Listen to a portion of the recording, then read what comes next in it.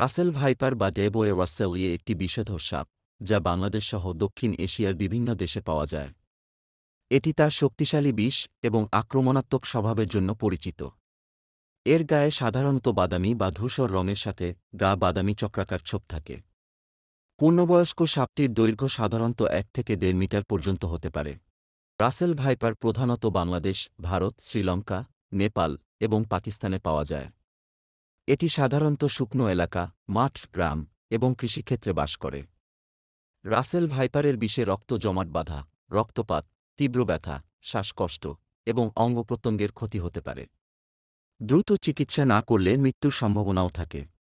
Russell viper কামড়ালে দ্রুত সম্ভব নিকটস্থ হাসপাতালে যেতে হবে। আক্রান্ত স্থানটি স্থির রাখা এবং আক্রান্ত ব্যক্তিকে শান্ত রাখতে হবে। কামড়ানো স্থানে কোনো প্রকার চিরুনি বা পট্টি বেঁধে রাখবেন না। নিরাপদ থাকতে নিচের পদক্ষেপগুলি মেনে চলুন। ১. রাতে চলার সময় লাইট ব্যবহার করুন। ২. হাত বা পা অন্ধকার স্থানে প্রবেশ করানোর আগে সাবধানে পরীক্ষা করুন। ৩. সাপ দেখা মাত্রই দূরে সরে যান এবং সাপটিকে বিরক্ত করবেন না। রাসেল ভাইপারের সংরক্ষণ কেন গুরুত্বপূর্ণ? ভাইপার গুরুত্বপূর্ণ ভূমিকা পালন করে। এটি ইঁদুর এবং অন্যান্য ক্ষতিকর প্রাণী নিয়ন্ত্রণে সহায়তা করে। তাই রাসেল ভাইপার সংরক্ষণ পরিবেশের ভারসাম্য রক্ষায় সহায়ক। বিশেষজ্ঞরা বলেন, রাসেল ভাইপার অত্যন্ত বিপজ্জনক হলেও এটি পরিবেশের জন্য গুরুত্বপূর্ণ।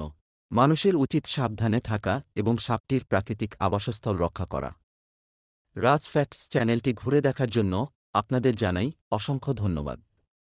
ভালো লাগলে অবশ্যই চ্যানেলটি সাবস্ক্রাইব করবেন এবং লাইক ও কমেন্ট করতে ভুলবেন না। আজকের মতো এখানেই শেষ করছি। আসসালামু আলাইকুম।